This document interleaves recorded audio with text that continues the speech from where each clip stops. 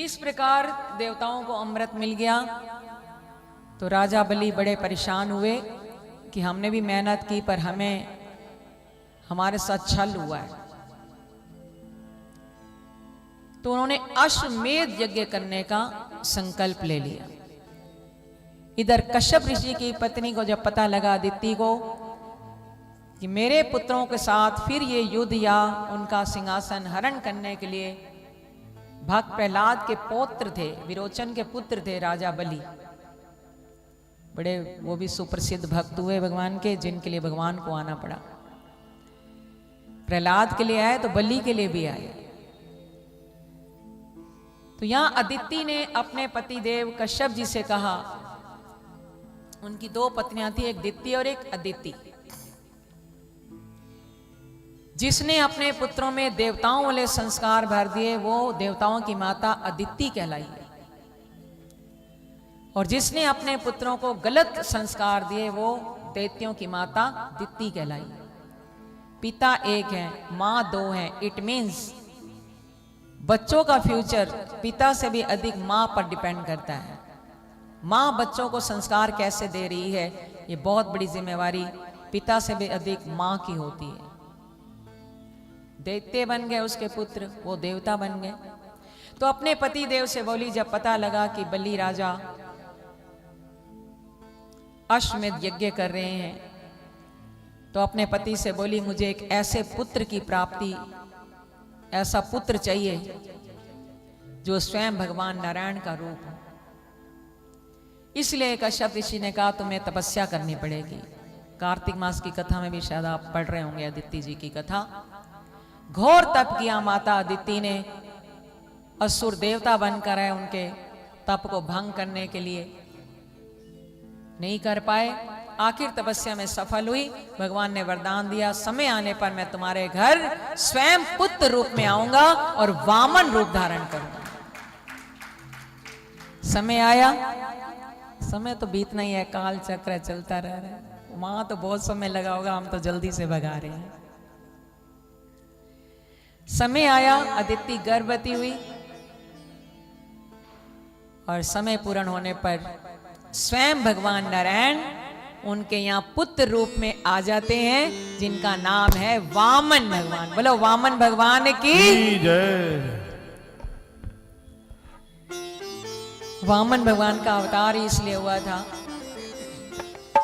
राजा बलि अश्वमेध यज्ञ कर रहे थे, अंतिम यज्ञ था। अगर ये पूर्ण हो जाता तो दिग्विजयी बन जाते, इंद्रासन फिर चला जाता। भगवान वामन रूप धारण करके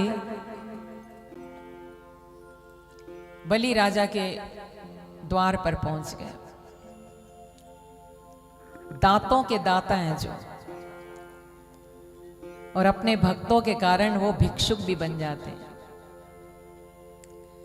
राजा बलि के द्वार पर आए, भिक्षाम देहि भिक्षाम देहि भिक्षाम देहि। राजा बलि के जीवन का एक नियम था, थे तो वो दैत्य कुल के, पर भक्त प्रहलाद उनके दादा थे। भक्त प्रहलाद के वो सुपुत्र थे, तो वो संस्कार भी तो आने हैं ना। यूं भगवान के वो भक्त थे, बड़े दानी पुरुष थे। जैसे दानवीर कर्ण आप सब जानते हैं, ऐसे राजा बलि के बारे में भी उनके द्वार पर कोई भी आता था, कभी खाली लौट कर नहीं जाता था। ये उनके जीवन का एक संकल्प था। जैसे भगवान वामन बनकर आए, छाता उठाया हुआ है, आ रहे हैं वामन भगवान। वामन के रूप में भगवान भिक्षाम देही का, तो राजा बलि ने प्रणाम किया। इतना सुंदर स्वरूप। बोले, हे ब्राह्मण देव, आपको वरदान में क्या चाहिए, भिक्षा में क्या चाहिए? तो राजा बलि से बोले, भगवान मुझे केवल 3 पग भूमि चाहिए। कितने? 3 पग। छोटा सा शरीर का आकार, वामन भगवान आ रहे हैं हमारे बीच में। दोनों हाथ ऊपर करके जोरदार ताली बजाते हुए इनका स्वागत करें। बोलो वामन भगवान की, वामन भगवान की, वामन भगवान की जय हो।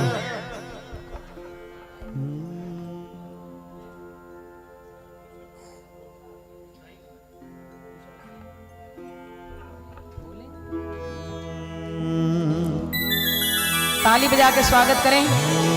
तेरे द्वार खड़ा भगवान भगत भर दे रे झोली, भगत भर दे रे झोली, भगत भर दे रे झोली, भगत भर दे रे झोली। मीठी मीठी तालियों से बावन भगवान का स्वागत करेंगे और जो कोई भी उनको दान दक्षिणा देना चाहते हैं वो दान दक्षिणा देंगे श्री बावन भगवान जी को।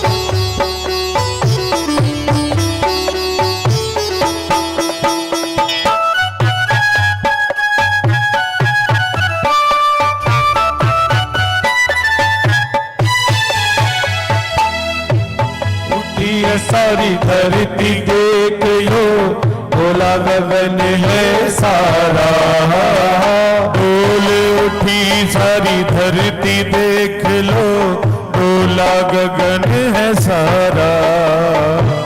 भीख मांगने आया तेरे घर, जगत का पालनहारा रे, जगत का पालनहारा।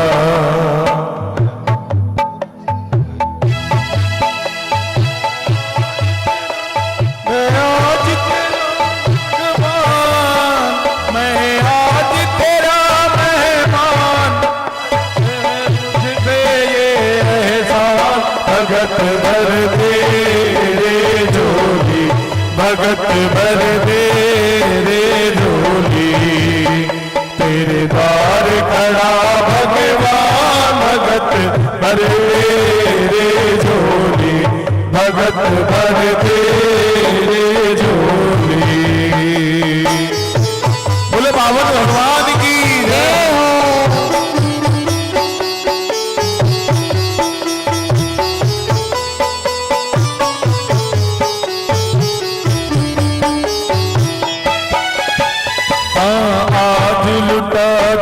सर्वस अपना मान ले मेरा कहना, आज लुटा दे सर्वस अपना मान ले कहना मेरा। मिट जाएगा पल में तेरा जन्म जन्म का फेरा रे, जन्म जन्म का फेरा। तू छोड़ सकल अभिमान, तू छोड़ सकल अभिमान, अमर कर ले तू अपना दान। भगत भर दे रे झोली, भगत भर दे रे झोली, तेरा द्वार खड़ा भगवान भगत भर दे रे झोली। हाँ भगत भर दे रे झोली, तेरा होगा बड़ा एहसान, तेरा होगा बड़ा एहसान, जुग जुग तेरी रहेगी शान। भगत भर दे रे झोली, भगत भर दे रे झोली, तेरा द्वार खड़ा भगवान भगत भर दे रे झोली, भगत भर दे रे झोली। हाँ भगत भर दे रे झोली, भगत भर दे रे झोली। हाँ भगत भर दे रे झोली। जय हो।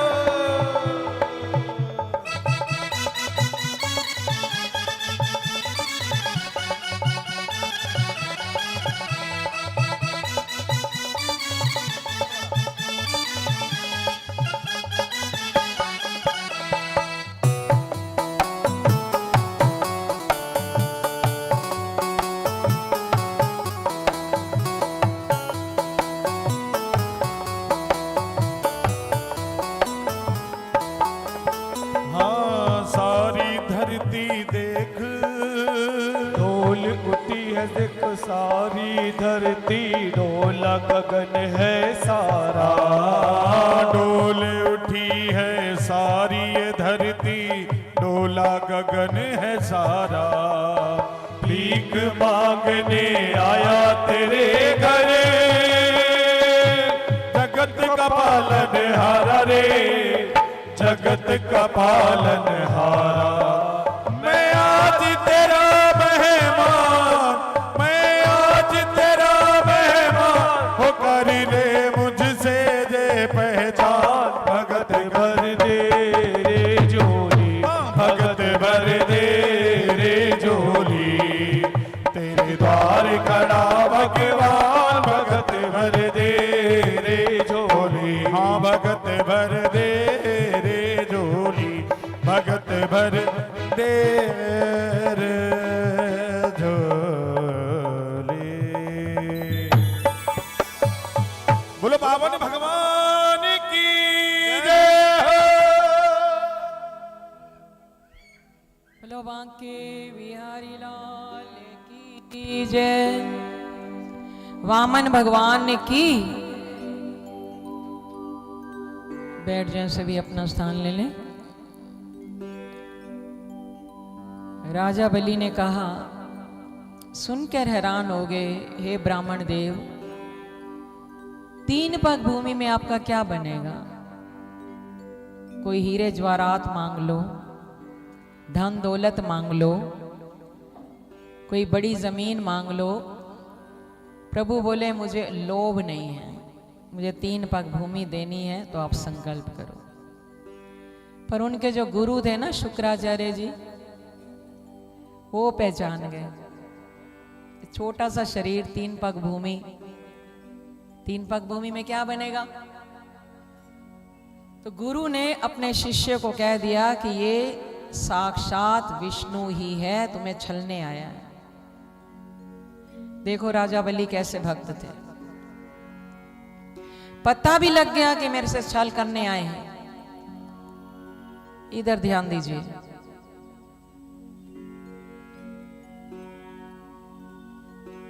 तो राजा बलि बोले,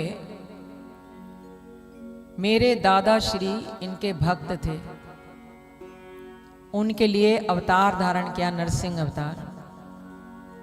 सारी दुनिया जिसके दर पे मांगने जाती है, आज वो दातों के दाता अगर मेरे द्वार पर आए हैं, तो और इससे परम सौभाग्य और मेरा क्या होगा? बोलो। नहीं गुरुदेव, मैं तो देने का संकल्प मन में कर चुका हूं। नहीं माने गुरु की बात, तो जल में, हाथ में जल लिया संकल्प करने के लिए, जल देने लगे तो टूटी वाला लोटा था। शुक्राचार्य जी ने क्या किया, वहां सूक्ष्म रूप से अंदर जाकर विराजमान हो गए। जल ही नहीं आएगा तो संकल्प कैसे करेगा? बार बार समझाया, तेरा सब कुछ छीन जाएगा, सब कुछ चला जाएगा, समझ जा। वैसे तो कोई दान पुण्य कर रहा हो ना, कोई बाधा ना डाले। बाधा डालेंगे तो आंख फूटेगी। भगवान ने हमें हर बात का संकेत किया। अगर आंख फुड़वानी है तो कोई दान दे रहा हो ना, अरे क्या करना है, 1100 दे के 500 दो ना, 2100 क्या करना है, 1100 दो। तुम्हारा क्या जा रहा है? बोलो। हर जीव ने अपना कल्याण स्वयं करना है। आत्मैव ही आत्मनो बंधु, रात्मैव रिपुरात्मना। तो शुक्राचार्य जी जैसे सूक्ष्म रूप से लोटे में जाके बैठ गए, तो बलि राजा जल लेने लगे, वो जल आए ना, तो भगवान समझ गए, तो अंतर्यामी थे। वामन भगवान ने क्या किया, एक तिनका उठाया, टूंटी में मार दिया। जैसे मारा, उनकी आंख फूट गई और उसी समय वहां से निकलकर बाहर आ गए। एक आंख पर हाथ रख दिया। तो राजा बलि ने 3 पग भूमि देने का संकल्प कर लिया। भगवान ने 2 पांव में 2 चरण, तीनों लोक नाप लिए। और जब उनका चरण ब्रह्मलोक में गया, ब्रह्मा जी ने कहा, इससे शुभ अवसर और क्या होगा? भगवान का चरण मेरे लोक में आ रहा है, ब्रह्मा जी ने वो चरण धोया और वो चरण का जो धोवन था एक अपने लोटे में रख लिया, कमंडल में रख लिया। अभी आगे सुनेंगे आप, वही गंगा बनकर आती है। बोलो गंगा मैया की। 2 चरणों में 2 पग में तो मैंने तीनों लोक नाप लिए, अब बताओ मैं तीसरा चरण कहां रखूं। राजा बलि सोच में पड़ गया, अब और तो मेरे पास कुछ रहा नहीं। बोले कह दो संकल्प अधूरा हो गया। बोले बिल्कुल नहीं, अभी एक चीज मेरे पास है। मैंने जीवन में संकल्प लिया है, मेरे द्वार पर जो भी आएगा मैं उसको खाली नहीं भेजूंगा। तो हे प्रभु, 2 चरण में आपने तीनों लोक नाप लिए तो नाप लिए, पर अभी मेरा ये शरीर तो बचा है। भक्तों तो ऐसे हो। राजा बलि चरणों में झुककर बैठ गए। पता था कि एक कदम जो तीनों लोकों में जा सकता है, इतना विराट स्वरूप भगवान ने धारण किया हुआ है, तो पता था कि चरण रखते ही मैं गया। पर अपने प्राणों की चिंता नहीं की राजा बलि ने। चरणों में बैठ गए और रोकर कहने लगे, प्रभु मेरा संकल्प पूर्ण करने के लिए कृपा करें मुझ पर। अपना तीसरा चरण मेरे सिर पर रख दीजिए। भगवान समझ गए कि ये परम भक्त है। आखिर भक्त प्रहलाद के संस्कार है ऐसे। जैसे भगवान ने ये तीसरा, आज मेरा परम सौभाग्य है आप मेरे द्वार पर आए और मुझे इतना स्वयं पता, गुरु ने बताया आप स्वयं भगवान विष्णु हैं और इतना विराट स्वरूप धारण कर लिया कि 2 पग में तीनों लोक नाप लिए। तो अब इतनी कृपा कर दो, अपना तीसरा चरण मेरे शीश पर रख दो, मेरे पास और कुछ नहीं बचा। जैसे तीसरा चरण स्वयं भगवान नारायण ने बलि राजा के शीश पर रखा, देखते ही देखते वो उसी समय पाताल लोक में चले गए।